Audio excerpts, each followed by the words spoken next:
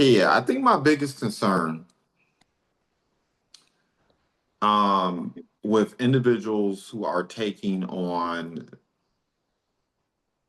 duplexes, specifically large duplexes and multifamilies, is I really do believe that oftentimes when people acquire these properties, it's like they don't have a blueprint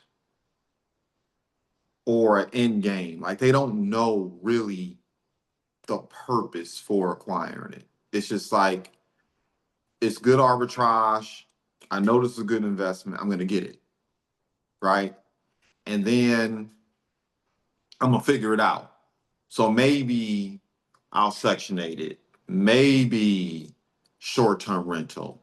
Maybe fix and flip. And I'm not saying that's necessarily her, but when I'm talking to a lot of these buyers in the marketplace and even the sellers, because sometimes the sellers or buyers that shouldn't have bought. Oh, absolutely. So it's Yeah. obvious to me that like when you looked at these properties, you didn't have a plan. It was just like, this is cheap. I'm gonna get it. And because it's cheap, I'm gonna earn money with it. And I'm like, man, it's just like any other business. Real estate's no different. You need to have an exit plan. And people don't have it. And that's my only concern with this purchase. At least it was a concern, but I'm getting the feeling now that she she knows what she wants to do, right? Mhm. Yeah, yeah. But anyway, I'm excited about it. I'm excited about it. So it's so interesting. I just had someone call me up that I've known for quite some time who shall remain nameless. And when he calls me up and he asks me this question, I'll be honest. The first thing I'm thinking is like, dude, you done seen my client. You know, he knew me back when I was an investment advisor. Okay. And so he saw what I did in the investment advising industry. He saw what I did in a couple other industries. He's seen what I'm doing and what I did in the real estate industry. He's seen what I'm doing in the direct selling industry. And he calls me up and he starts asking me for like biz development advice. I'm like, bro, if you just, I don't know what the malfunction is, but if you just came and worked with me, we would fix all those problems. But anyway, Mhm. he calls up and he says, which I thought was an interesting question because I get this from time to time. And he's like, bro, how do you find high net worth people? Like people who can afford to pay 50, 100, $200,000 in cash in investments. Like, what's the conversation sound like? Number one, but number two, how have you repeatedly been able to find these type of clients to work with? And I thought it was an interesting conversation because I know how I go about doing it, and I know how I would go about doing it today. Um, but I was curious to know how you would respond to it. So I think you know one of my strategies already. You know one of the first things I'm going to end up doing. But I'm curious, like, how are you finding your high? Now, of course, you're talking about real estate, but I'm just talking about people who want to In invest general. in the market, real estate. You know, people buy cars, people buy all kinds of stuff, people buy paintings. I know what my conversation would sound like, but I'm curious to know, like, how does that land with you? How it lands with me is a lot of the business that I get is through referral. So I Hmm. get a lot of referrals and I get people who are interested in a variety of things. And so in doing that, my network has grown tremendously.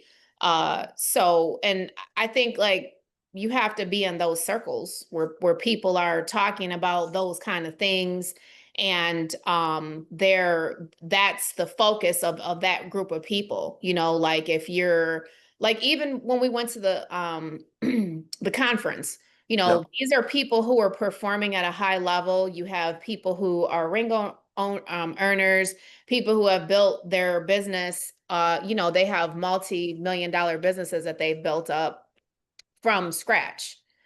So you're going to be in those circles with those kind of people who have those kind of resources to do those kind of activities. So, you Yeah. have to be in the crowd where that kind of activity is happening, and you have to be rubbing elbows with those kinds of people, in order to make those kinds of connections and contacts.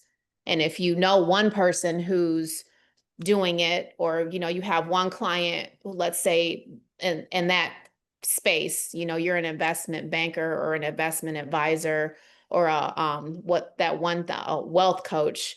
Remember that, you're in that circle where you have Yeah. a client who's, okay, hey, they're investing, this amount.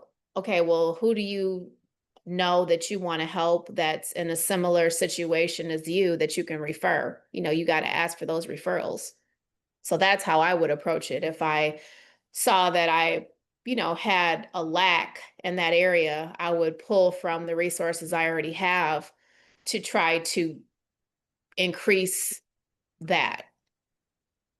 It's so fascinating listening to you because when you've been an entrepreneur for a certain period of time, I knew what you were going to say because that was my initial response. And you just take for granted that people don't know. I mean, that was my initial response. I was like, the first thing I would do is the thing I always do when I either want to reset my business, move into a different class of people. When I say class, and I'm into my socioeconomically, but even maybe a different industry, right? The first thing I do is I roll into the referrals, right? I'm gonna reach out to individuals, and I'm not even gonna do a direct sale attempt. Majority of the time, I'm just gonna call up someone who fits the description of what I'm looking for, and I'm gonna communicate the value prop and ask them for referrals. And if they raise their hand and say, I want to participate, great. But man, people really underestimate the importance of building your network before you need it.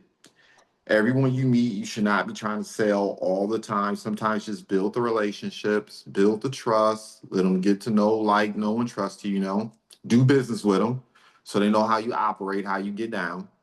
Um, and later on down the line, that person knows 100 to 1,000 people that you don't know. That's the first thing I said. I was like, bro, you are like really stressing out about how to find high net worth people. I was like, you have 1,000 phone numbers in your phone. And I was like, each one of those individuals knows 100 people that you don't know. Call up the ones that have the deepest pockets. Call the people who've been on the job for 20, 30 years, got a 401k. Call them up directly. All right. You've been in the real estate industry, you've had people who bought things, call them up. Right. Just call them up. Tell them what you want to do, why you think it's advantageous, ask for referrals. I knew this wasn't going to be a prolonged discussion with you. Yeah. I mean, no, because I feel like we're on the same page with how we operate in that way. Yeah. Like you said, when you've been an entrepreneur for a long time, you you learn those skills on the fly, you know. Hmm. And like we talked about before, I don't have the background of the corporate America. I've never had the opportunity to work in corporate America. And so, you gotta play, to win, play the hand you got dealt, and play to get the most out of the hand. So I think, Yeah. it's very, very important to pull from the resources that you have, with whatever you're trying to do, and we've seen it time and time again where a person, you meet one person and then it just kind of turns into a snowball, and you meet this person and that person. And, especially in real estate, especially in, when you were an investment advisor, because, Yeah. you're meeting somebody who like, oh, hey, so and so, I know this person, they really need to connect with you, and that's how it starts, you know. Yeah. Yeah. I mean, if you've been an entrepreneur for more than 5 years, because 2 years is really, that's the separator. That 2 year is when, if you have a lottery ticket attitude, that 2 years really what separates the grown adults from everyone else, right? If you can make it 2 years to 3 years, that's usually with most businesses, whether you buy a UPS store or you're in some type of skilled, whatever the case may be. Usually you break even at that second and third year. I'm a firm believer that once you get to that fifth year, if you haven't begun to develop a network where you can pivot, and if you're not in the process of developing a relationship where you're building a network of 1,000 fans, let's say that 1,000 fans, I'm gonna start looking at you sideways. It's something you've been doing. You've been way too transactional. Let's put it that way.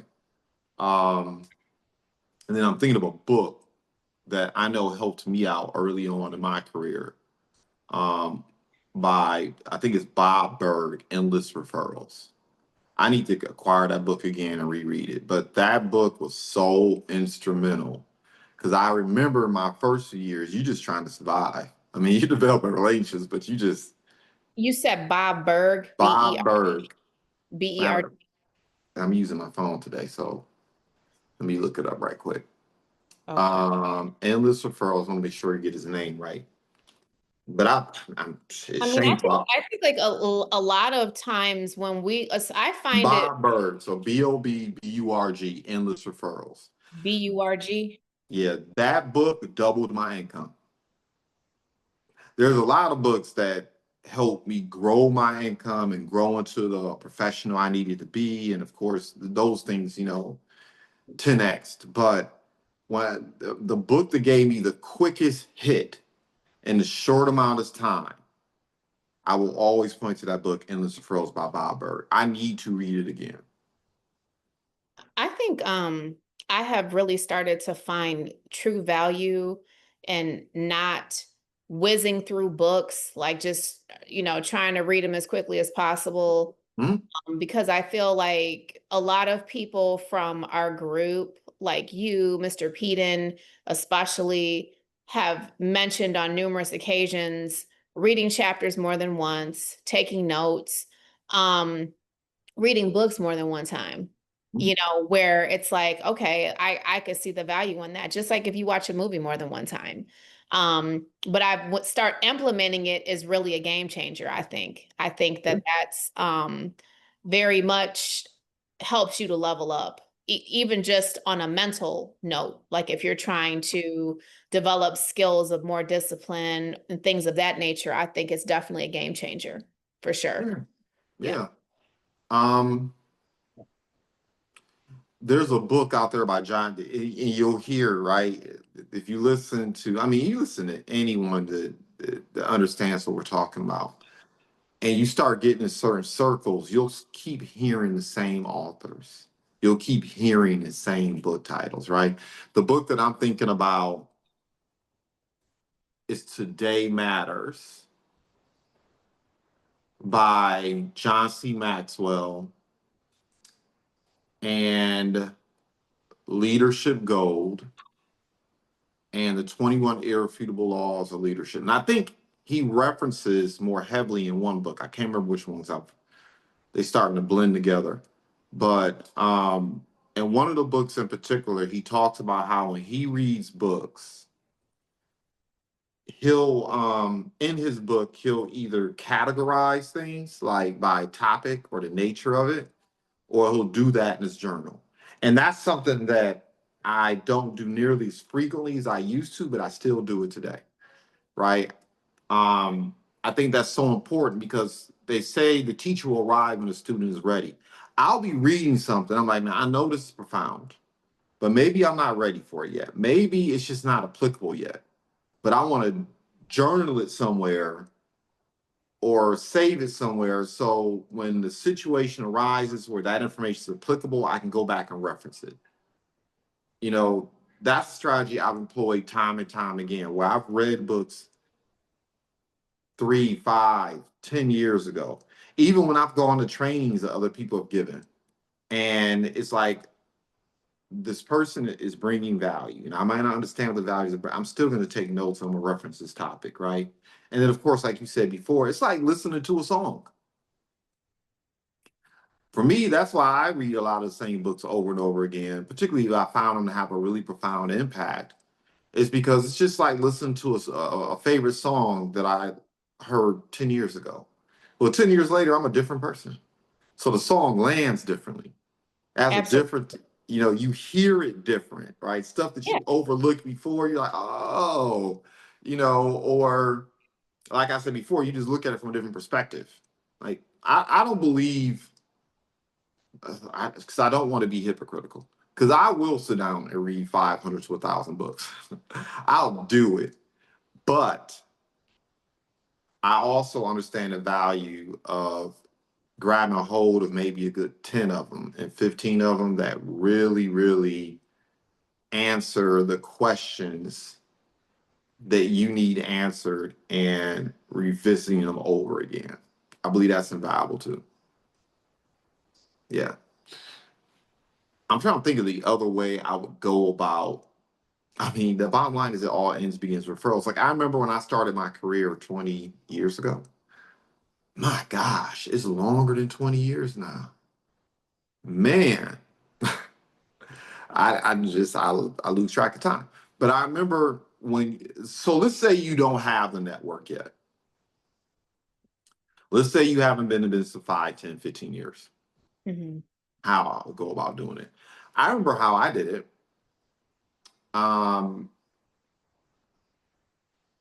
I called an attorney that used to walk into the bank where I started my career. Well, I didn't start it, but when I post U of M, where I started my career in the banking industry, there was an attorney that continually walked into the bank over and over again.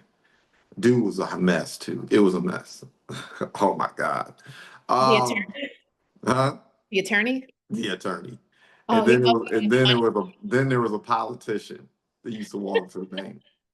Mess, man, just straight up mess. Some character. Then there was a couple other business owners that looked like they had deep pockets, but they ain't really have deep pockets. They Okay. should have had deep pockets for the assets they were controlling and dealing with, but man, it breaks my heart to think about those days because I see it happening now. I see the same thing happen over 20 years later. Business owners that own assets, I mean, staples in Detroit metropolitan community. And these business owners are getting ready to lose those businesses for the same reasons they were losing them 20 years ago. But anyway, I think a lot of business owners like just kind of to kind of open that up a little bit, that discussion. And it's perfect for what we're talking about because I think there are a lot of business owners who they get momentum, right?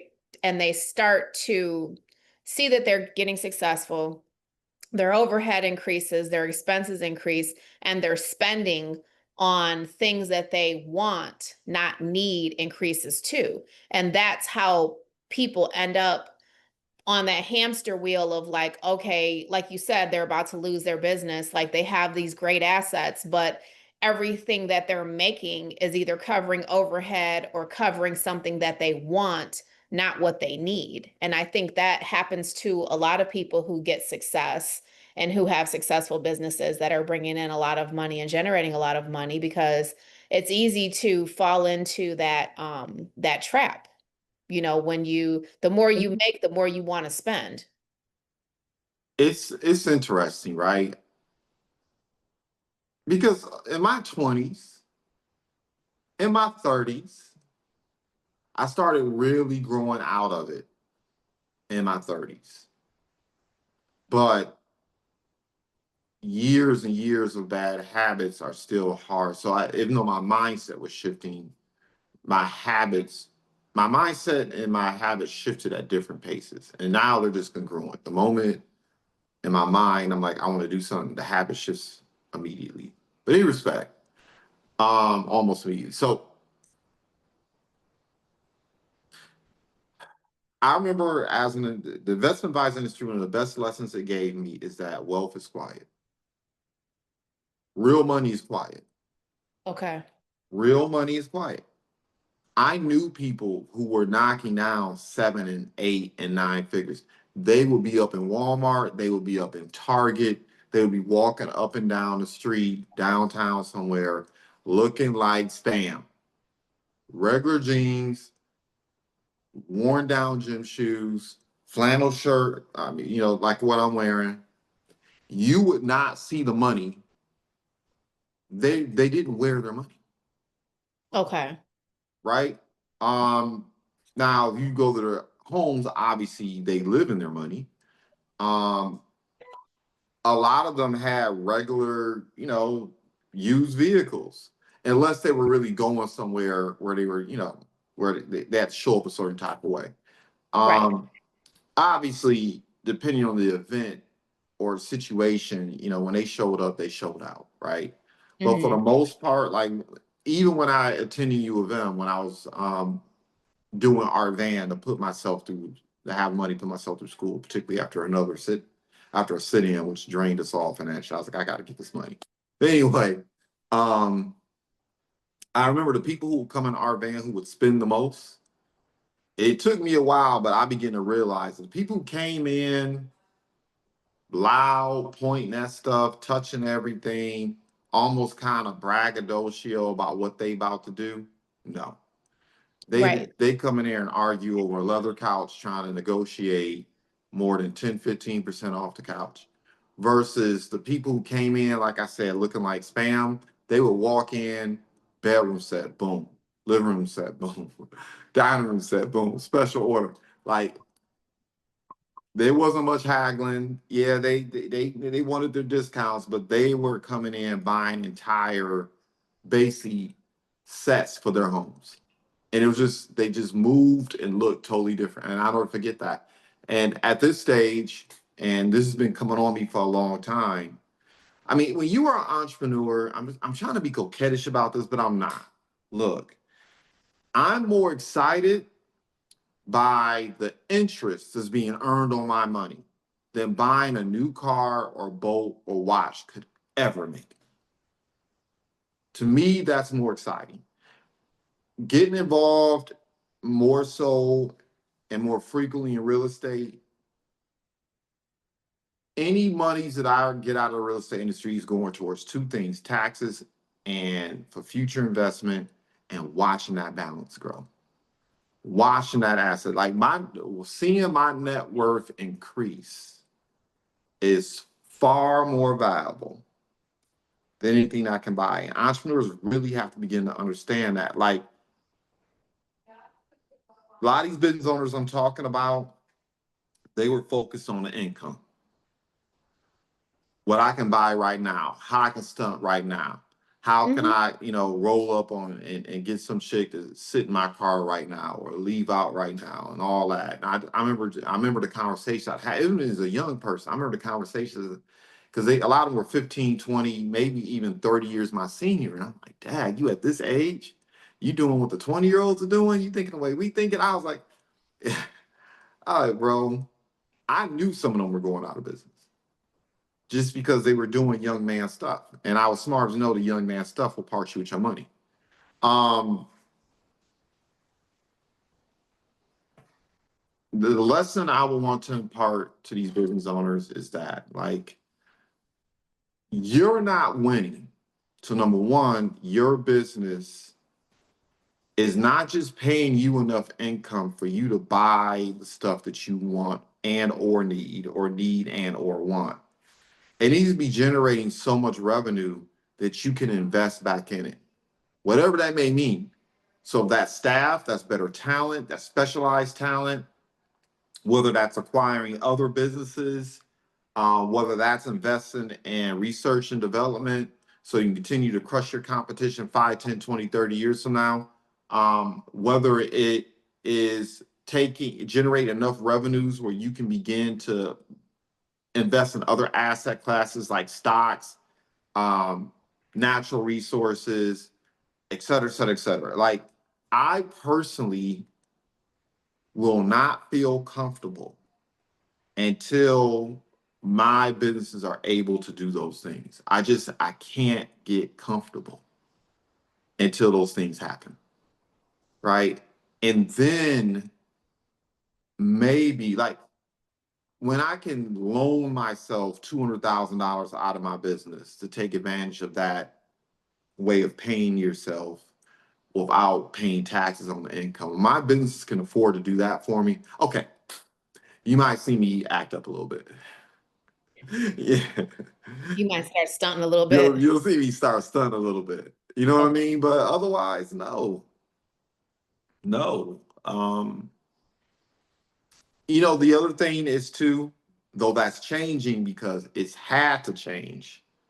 But I always go back to this. Before the pandemic, because the pandemic really threw a lot of stuff off.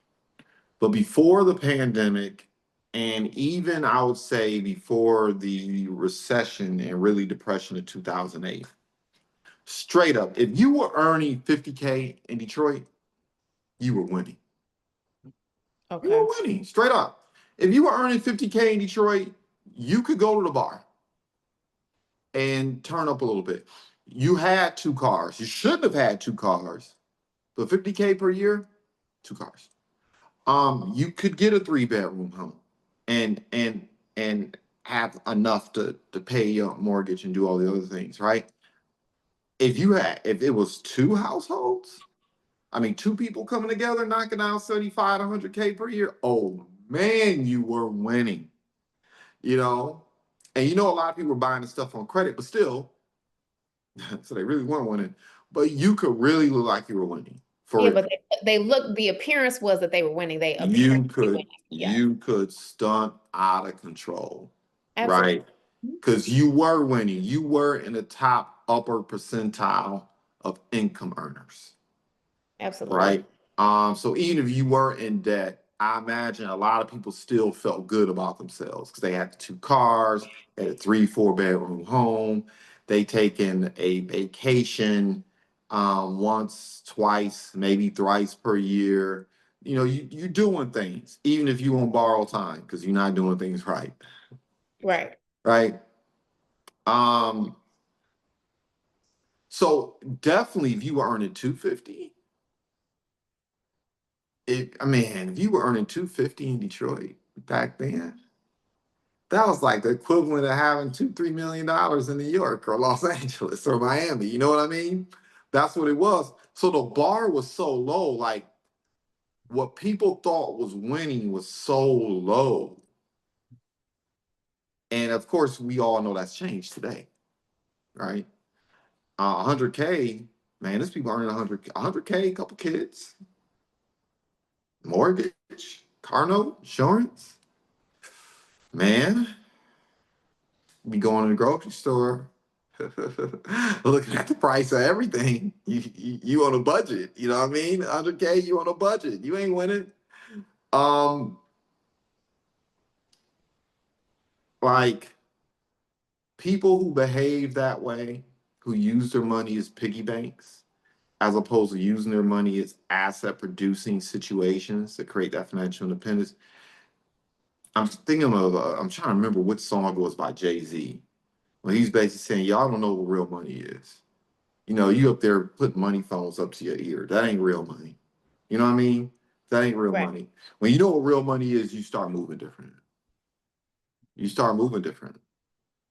There's, I won't buy a 200,000. Trust me, I'm not gonna buy 100,000 or $200,000 vehicle unless I have that in an account collecting interest. Believe it ain't gonna happen. I'm not buying a $30,000 watch unless it's sitting somewhere times 10 collecting. It's just, look, call me boring, call it what it is, but I'd rather be walking around knowing that if I get sick, injured, if the worst should happen, I'm still good. That gives me more pleasure and more peace of mind and a greater sense of I'm winning than anything I could wear on my body or drive. Straight up. I mean, some Um, people are not seduced by materialism. Some people are just more practical, and that's not really a goal of theirs to have, material things, watches and yeah. fancy cars and that sort of thing. It's And Yeah, I like those things too, but I'm not willing to sacrifice my financial solvency. Or your Like peace of I, mind, like you said, your peace of yeah, mind and, just feeling, yeah. comfortable in your skin and like, okay, I have X amount put to the side in case, like you said, God forbid something happens. Like there's a book by Warren Buffett called Snowball. Hmm. And in that book, he talks about how he would literally be thinking to himself, if I buy this candy bar, this is how much the candy bar would cost. And this is how good it will taste. But if I invest it at 8%, this is how much the money I'm going to spend on the candy bar will be worth 5, 10 years from now, 20 years from now. And I'll be frank, I'm thinking that a lot. When I'm getting ready to purchase something, that is the question I ask myself. Is the value I'm going to get out of this thing going to be worth more than that money invested somewhere is going to be worth 5, 10, 15 years from now? I start doing that math now on a regular basis, almost about everything, about everything. And when you start doing that math, your habits change. It's like, yeah, even in terms of what I plan to do in real estate, even in terms of what I plan on, I'm a former investment advisor. Obviously, I'm going to invest in the market. There are things I want to do there. Um, Everything I'm doing has a 5, 10 year horizon. Everything has a 5, 10 year horizon. Um, because I know the cost. I mean, you think stuff is expensive now. Oh my God. Can you imagine what it's going to be 10, 15 years from now? Can you imagine how much milk is going to cost? Can you, can you imagine? They're out here fishing the ideal of getting people comfortable eating grasshoppers and bugs because, man, can you? Mm, It's mm. gonna it's gonna be interesting. That's for sure. It'll be Yeah. interesting. Yeah, you better have a long-term plan, man. Yeah, that living for today, you know, learn and invest as if you're going to live forever. I'm not saying don't live your best life today, but learn and invest like you're gonna live forever. Straight up. Anyway, so those people that I was just talking about, What, I approach those number one people. stunners or who? I approached those people. The ones that were stunting, I approached them. Um, because this is what I firmly believe. I believe that you have some a-holes out here, no doubt. But a lot of times when people feel like they winning or they've won, they want to give back. I agree. A lot of Even people want to give back.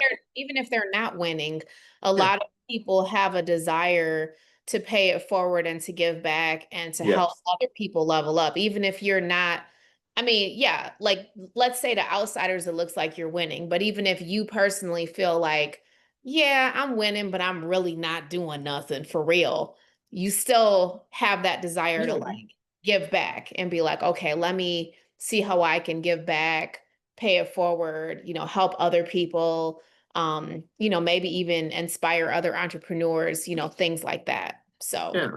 yeah. Yeah. So, and for the people who are listening, because people hate, I gotta correct something. I'm not getting a $200,000 vehicle unless I have $2 million sitting away somewhere. If it costs more than 10% of my reserves, I'm not getting it. I don't need it. Let me correct that. Anyway, yeah, people want to help out. People want to, so that's what I did. I contacted these individuals and I was straight up with them. I was like, look, I'm brand spanking new and what it is that I'm doing. And I am looking to make an important decision as to whether I want to move forward with this. And the bottom line is, I want to work with people like you. And look, what I'm doing may not be for you. I'm not calling you up to get in your back pockets. I'm not calling to sell you anything. But if you were willing to give me 15 minutes, I'll bring the Subway, or back then I'll bring whatever, right? I'll bring the coffee and donuts. If you give me 15 minutes of your time, just give me your feedback and your perspective or opinion about what it is that I'm doing so I can decide if I'm making a smart decision. I'd be so appreciative. I cannot tell you how many times I asked that question over a 3-month period of time of people whom I knew were winning, right? And you already know I'm bold. Like, I'll knock on the door. Like, I found out who some of the people who own medical clinics were who looked like us. And I straight up not drive by, knock, what's up? My name's so and so. This is what I do for a living. I'm not here to sell you. I'm just here to educate and share, and your perspective and opinion will be invaluable to me. I just want to introduce myself to you, let you know what it is I do, who I am, and 15 minutes. And that's what I did. And 3 months later, I had over 3,000 referrals. Wow. That's impressive. Yeah, 3,000 referrals, 3 months. Okay. Because that's what I was doing all day, every day. Because I couldn't go back to the community I grew up in. They didn't have legit money to invest like that. Right, right. My family members weren't born on third, second, barely first base, right? Some of them didn't have a bat or a ball. While I was at U of M, because I didn't know any better, which is what I'm teaching my children, like, I was there thinking about grades and performing academically and all this other stuff. The people who were making moves, they were there building relationships. I know people who came out of college building businesses together, right? Getting it in. And then definitely the bros and the sisters at the HBCUs, that's definitely what they were about. They were about that networking, building stuff together, creating empire at whatever level they were thinking about it, they were doing it. Like, when you attend college, when you attend a university environment like that, that is the one time that you are going to be around some really upwardly mobile people. And most of the people, there's a base level of intellect, because you're not going to survive at a school like that unless you have a base level intellect. So it's the one time you're going to be around intelligent people that you can actually converse with, talk with, plan with, think further ahead than 5 seconds. And you're going to be around people of means, because even if they don't have the means, mommy and daddy have the means, and they're going to have the means, right? I didn't do that. I didn't know any better. I didn't understand the real purpose of attending college or university. So I couldn't go back to even the people that I attended college with, because I didn't develop those kind of relationships with them, right? Um, so yeah, so in order to eat, I had to completely change my network. And so every single day, that's what I was doing. I'm getting ready to do it now. Now that I've relocated, I'm looking up and down the street. I see all these new business owners. I'm like, oh, every single one of y'all are going to know me by first and last name by the time the next 30 days end. Okay. You're going to know me by first and last name. You're going to know my business card. Now, we might not do business together. That's okay. When the need shows up in your life, I want you thinking about me, right? But that's exactly what I'm getting ready to do. That's exactly what's getting ready to go down. Okay. Yeah, I'm straight up just every single person, hey, this is what I do. Um, let's connect sometime. And while I'm doing that, I'm also going to be qualifying them, right? When I start having the conversations with them. If you don't mind me inquiring, how'd you get your business started? What did you invest in? What are you investing in? Did you use an investment? Those type of questions are going to lead me to my next set of cash buyers. Because ironically, when he called me up, he was looking for 20 and people willing to spend 30 and $50,000 in cash. I'm at the point now where I need people who can afford 150 and 200K. Like, some of the assets I'm looking at right now, like, there's a person I should have called this morning. I'm gonna call later on today. I mean, she wants cash. She wants 150K. And in my humble opinion, the property is more than worth it. It's probably, in my opinion, the ARV on that property in 5 years is going to be 300K. Easy. Easy. So I need people who can drop that type of cash. So that's exactly what I'm getting ready to do. Exactly what I'm getting ready to do. You know, the other thing you can do is more of a mindset framework, if you will. But if you want to attract high net worth people, ask yourself, what are the needs of high net worth people? People who earn 300, 500, a million, 20 million, their needs are different, but they have needs. What can you do to serve a person who's in that tax bracket? What can you do to serve their needs? Right?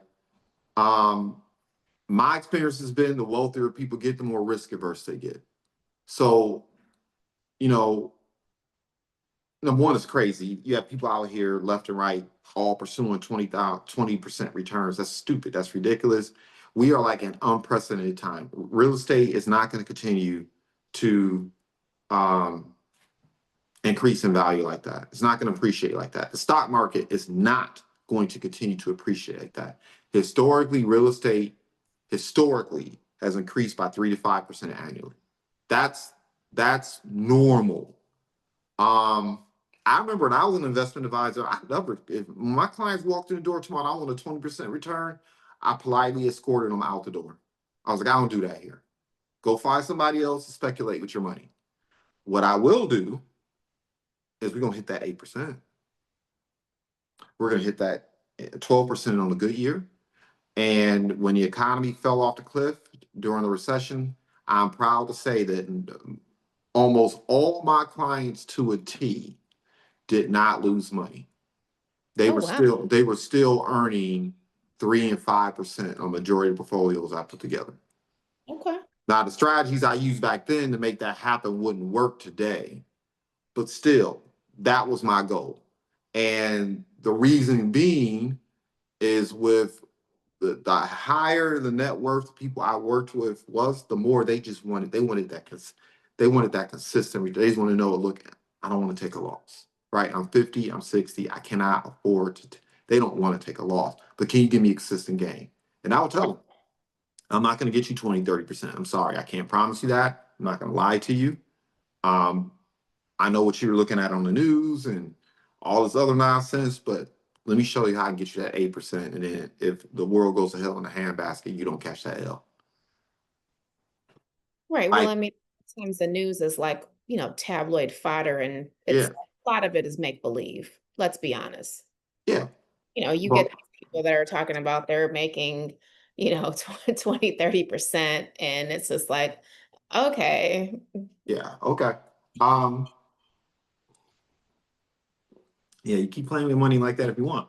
But in any respect, like someone who's earning over 250K per year is looking for tax relief. So what can you learn? What services can you provide? What can you do for them that will help them eliminate their tax issue? In real estate, it's amazing to me, man, how many investors and how many real estate agents. Oh, I don't have it behind me. There's a book that I need to reread. I read it last year because I want to just bone up again on it. It's amazing how people don't understand all the benefits tax wise to owning real estate. It's amazing how you can like eliminate so much of your tax burden, right? You can go to a wealthy person or approach somebody that has deep pockets and say, look, I can't get you these 20, 30% returns, but how about I help you eliminate, a good 50% of your typical tax burden? I'm not going to promise to eliminate all your taxes, but if you're accustomed to paying this amount of taxes, how about we talk about how to lessen that by 20, 30%? How does that sound? Yeah, talk to me about that. I'd like to learn more about that. Um, Look, you own this real estate, you own this business, you have a mixed family. Look, let me have a conversation with you about legally what's going to happen if you get into a car accident or if you meet your maker, right? Because nobody rehearses funerals, right? Let me talk Right. about what's going to happen with your mixed family, what's going to go down. because you've been sitting down talking to these yahoos saying all you need is a will and a box that you can get from Walmart. No. Let's have a conversation about how you should really structure your business. Let's have a conversation about how if your son gets into a car accident and hits somebody and breaks their hip, and then because the son is driving a car, your company cars, you let your son do that, right, for a day, just because you want to let your son have a good time, or your son's driving your car and that happens, and then you have a business that you have not updated your estate plan, and you have a business that's exposed or an investment that's exposed because it's not titled correctly, it's not in the right asset class, you don't have the right business structure. Let's talk about what that looks like. Let's talk about what that looks like. Let's talk about, this type of stuff that people who have like serious, because it's amazing to me, like we being entrepreneurs, we don't know what we know. It's easy to think that just because someone's a doctor, they're smart at being a doctor. That does not mean they're smart at finance. Does not mean they're smart at managing their assets and managing their lives, And right? it doesn't mean that they're making a lot of money either because, they could have a lot of debt that they're paying down That and too. be, like somebody who's working and getting a certain amount and then they're, have a lot of debt that they're paying down. And it's like, yeah, it looks great on paper. Because one of my good friends, part of the circle of people they grew up with, the guy is a doctor. He's like, but he was older when he got Mhm. his degree, and the amount of debt that this person has is um astounding. Mhm. It's really when we were talking about it, I was thinking to myself, like, well, I mean, he'll probably be paying that until the day he takes his last breath because it's just that large. Because Yeah. it's very, very expensive to go to grad school and all that kind of, it's very expensive. So yeah. Post undergrad beats them pockets down.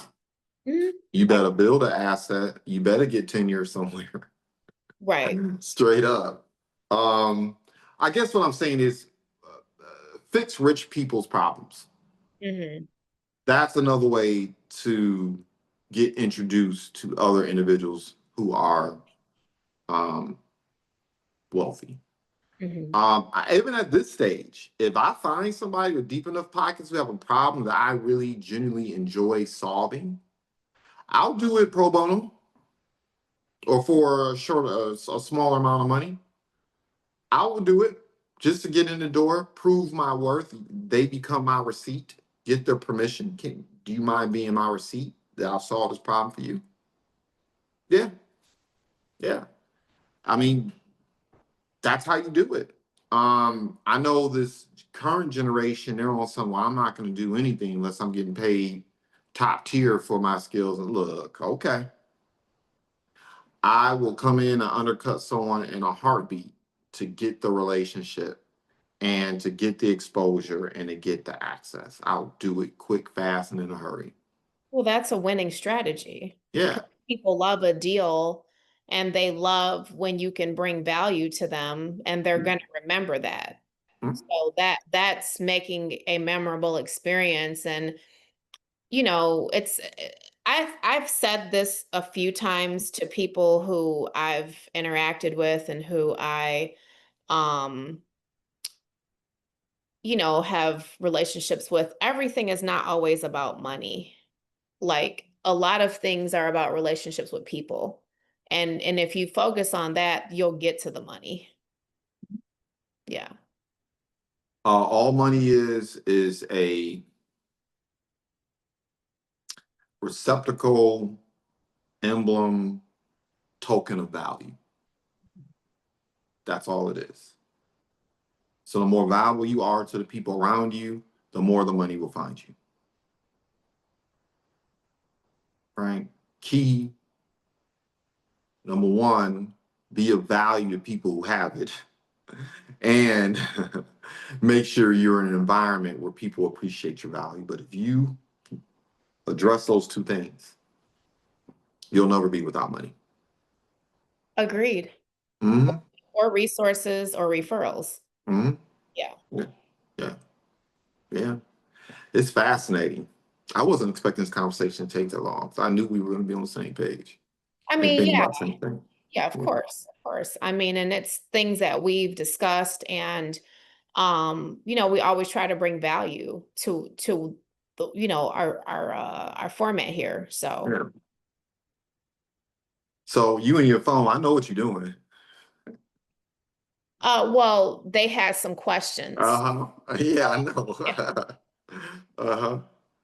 My I got my focus on, so I'm not getting the I know as soon as we end up here, I'll have like 20 text messages. Um, she needs to know. I think she thinks I'm gonna be at the closing. Right, but you're not. I know, but I'm gonna text her. I can let them know that. Yeah.